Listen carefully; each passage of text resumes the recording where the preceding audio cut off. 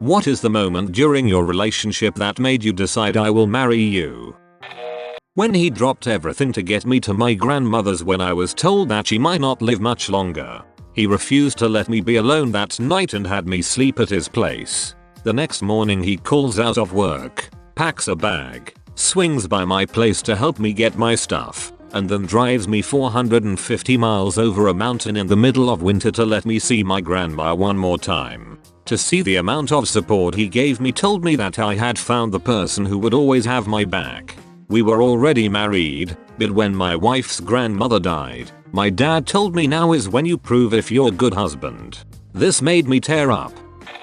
When he was reading to his son, my stepson, I was in the lounge so could hear him, and he put all these zany and goofy voices for all the different characters. Totally unabashed and just wanting to do a good job for his son. I do this when I'm babysitting my sister. Don't do it for her just for entertainment. I do it for my own. Do you have any idea how fun it is trying to come up with 7 different character voices and a narrator's voices while being judged by a 5-year-old? The first time I had dinner with his family, we had just gotten done with a hike and his dad texted him to invite him and told him he was welcome to bring me. I was hot, sweaty from the hike, dressed like a hooch in a muscle tank and cut off shorts, and was like, do I have time to shower or change? And he said no, but if I was uncomfortable at all I should just kick him under the table and we could leave. It was so simple, but I'd never felt so thoroughly supported or accepted and I just knew he was my person. 5 years later we're 2 months happily married. How did the dinner go? It actually went really well. I had beef bourguignon for the first time and beat his brothers at Caton. Now that's how you ruin relationships. It went good until they introduced some weird thing she'd never seen before called a potato. What is a potato?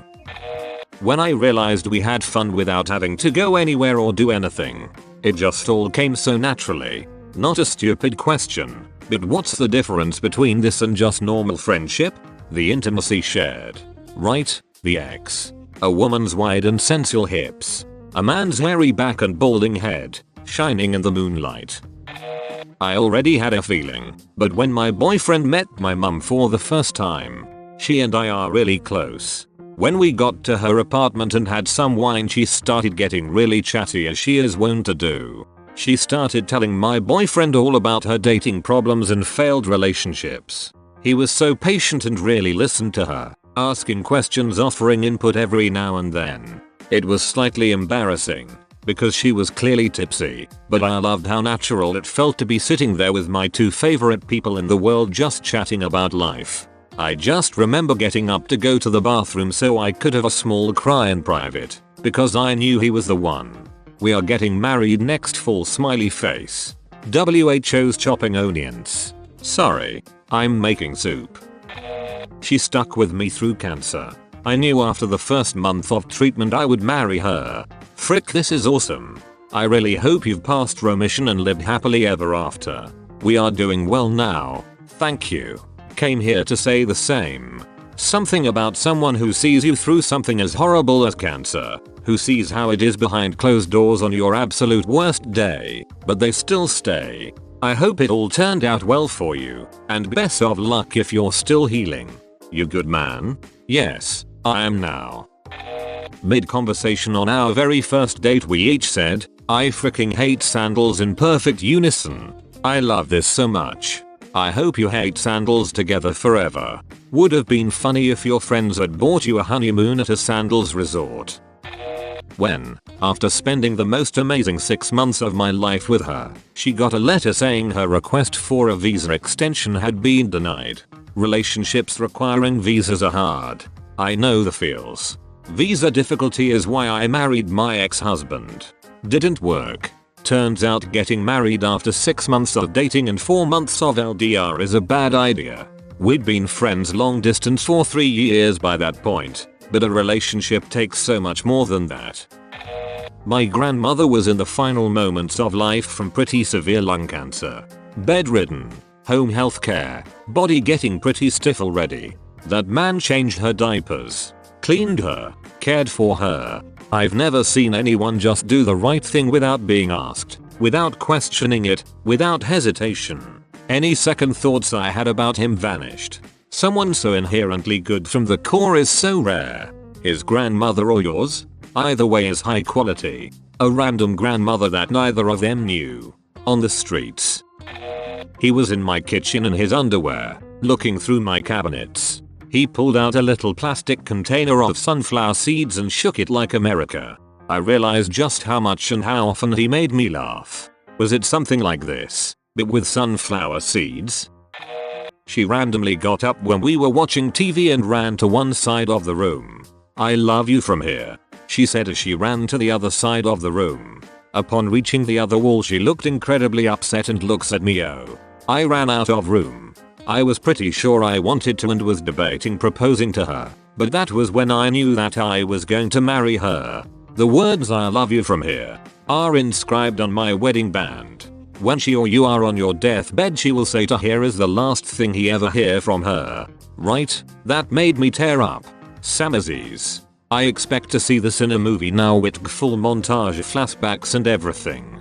This made me cry. Damn you. Shakes fist. Not the time to fap, man. She would massage my arms and hands after a long day's work, and she made sure I never felt guilty that I fell asleep while she was doing it. She wholly and unconditionally cared for my well-being. RIP. I'm sorry to read those last 3 letters. All the best, man. My fiance and I had a stupid fight last night, basically my fault, and I've been in such a ratty mood I have barely spoken to her all day. I've just read your comments and broke down in tears.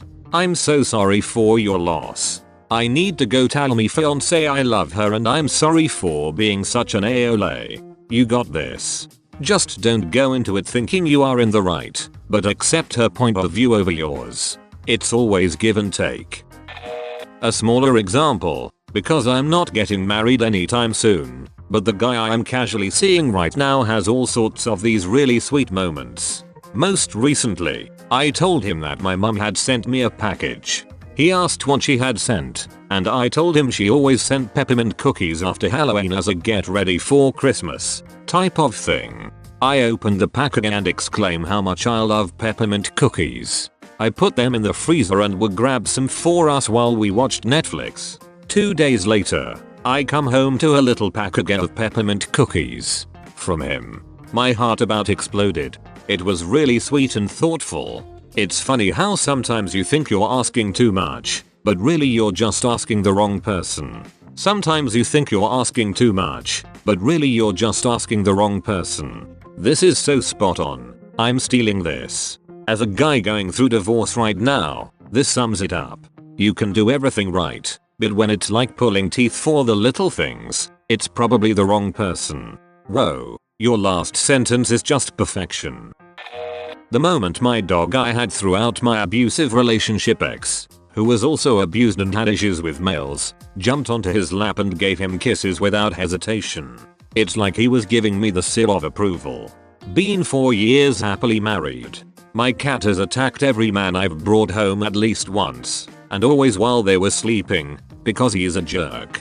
Not only has he never attacked my now fiance, he greets him every day with headbutts and purrs. Sometimes when I wake up at night I catch Kitty draped across my fiance purring in his sleep.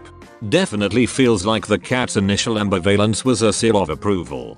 My cat, within hours, was asking my boyfriend for tummy rubs, and slept on the bed he was sleeping in.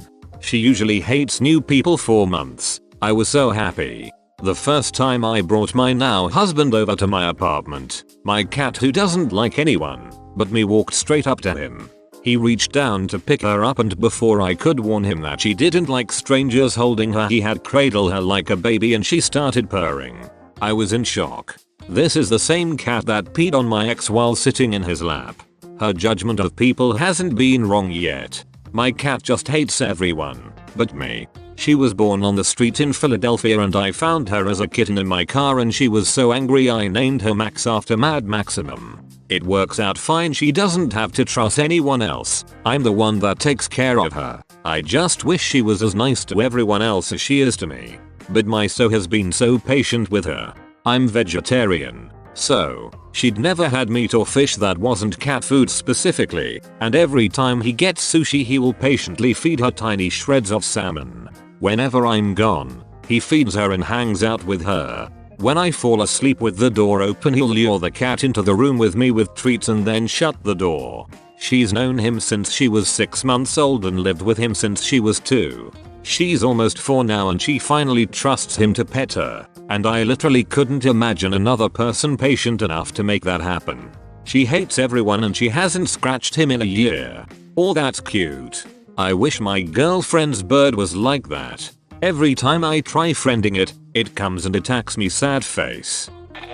At the time, we had this small 1-bed, 1-bath apartment that was lakeside in the complex we lived. We always loved when the ducks came around, because they chose our lake to have and raise ducklings before leaving for the cold weather.